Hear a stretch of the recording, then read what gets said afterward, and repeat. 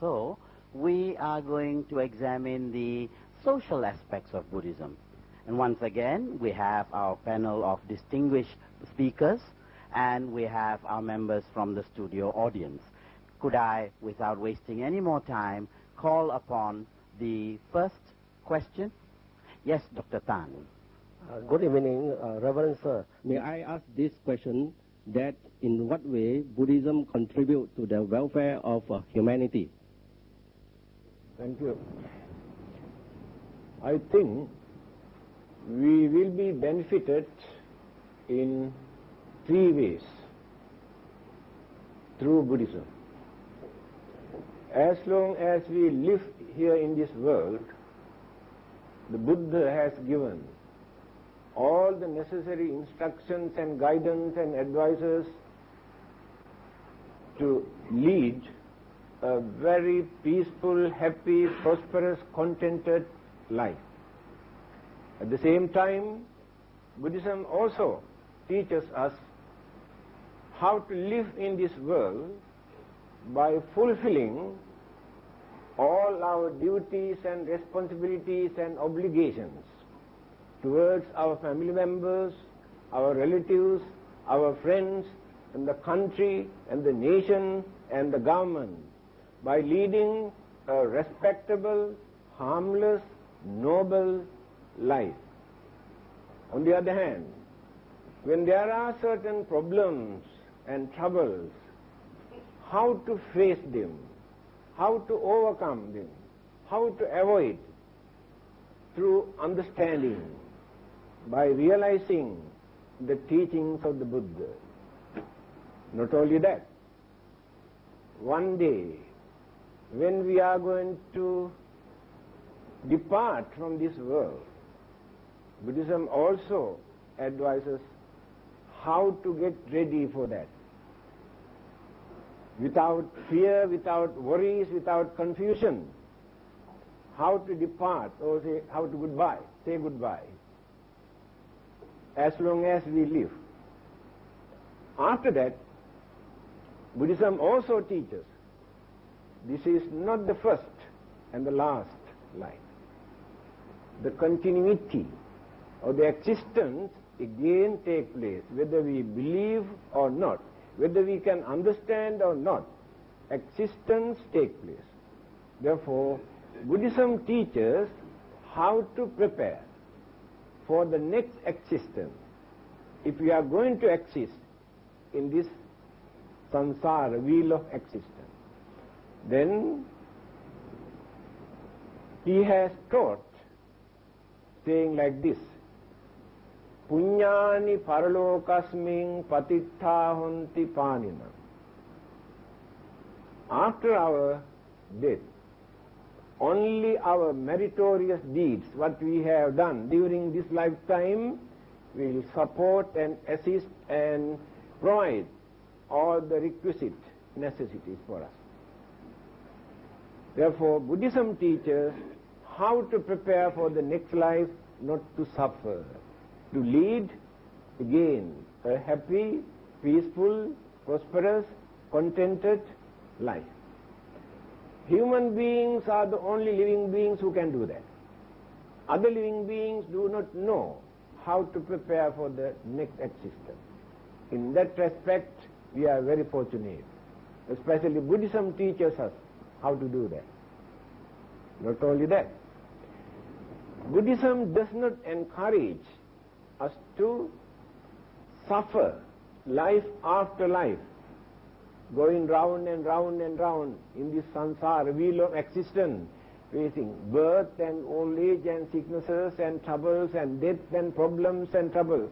Why not we try to see the end of all our physical and mental suffering? Then Buddhism teaches how to get rid of all our physical and mental suffering by eradicating all our evil thoughts, words, and action. Finally, when complete purification has taken place in our mind, final salvation. Final salvation means every religion used the word salvation. That means there is no controversy that everybody, irrespective of their religion, suffer.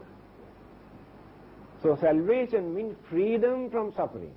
Liberation, salvation, freedom from physical and mental suffering. That we use the word nirvana, complete freedom from our physical and mental suffering. That is why I told you at the beginning, in 3 ways we will be benefited. To lead a respectable, normal, happy, peaceful, prosperous life. Hereafter not to suffer again. Buddhism teaches us how to do that. And also to see the end of all our worldly and physical and mental sufferings. Thank you. Anything else, Gururatna? Gururatna, would you add? I think I really appreciate Venerable's response. All I can do occasionally is adding footnotes to what he says. Buddhism, in the social dimension, we see Buddhism teaches us to discipline ourselves. We have to discipline intellectually, spiritually, and morally. We have to discipline. We are enjoying maximum freedom, freedom with responsibility. Freedom with responsibility cannot be abused if we learn to discipline ourselves. People who have great education, great wealth, great good health, social status can suffer enormously for not having sufficient discipline. Discipline to use their wealth, discipline to use their health, discipline to use their friends, discipline to use their responsibility and freedom. And this discipline is the wonderful gift of Buddhism. Moral discipline comes what is called through sila. Spiritual discipline comes through 2 stages. One is called concentration, the other is called insight. When we have these 3 stages of discipline, we sometimes call it sila, samadhi, panya, which is a unique contribution of the Buddha's teaching for our own well-being, peace, happiness, solace and comfort. Thank you, Venerable Sir. You touched on a very, very important point there where you said the discipline to spend our wealth. Too many Buddhists think that if they are Buddhists, they must not spend their energy seeking wealth. And this has given us a very bad name. But by saying that we must have the discipline to earn wealth, you are also saying that there is nothing wrong with earning wealth, provided that we know how to use it. Thank you for reminding us of this. I think our Buddhists need to be reminded. And maybe, Dato', you want to add a footnote? With your kind indulgence, again, this being a dialogue, and since this is a very relevant aspect of Buddhism, that we are talking about ourselves for the first time vis-a-vis Buddhism, I thought I would try and make some comments and get some response from the distinguished learned panel. And that is in terms of personal self-development. I mean, we talk in terms of what is the relevance of Buddhism to us here and now in this existence. And listening to your wisdom and insights, I can't help but get the impression that Buddhism has the guidelines to go forward, that we individually have potentials and skills, innate potentials and skills in ourselves, and Buddhism allows, because of the discipline of the mental side and the physical side, meaning the development of the bhavana method of improving your mental faculties through meditation, and the sila aspect of developing our physical being, that we are able then to have personal self-development in any aspect of our endeavors. That's one aspect. The other aspect is the health aspect, because no other religion can guarantee immediate benefits through better, healthy conditioning of the being. Maybe I think appropriate if I ask our most venerable Dr. Gunaratna to respond on that. Thank you.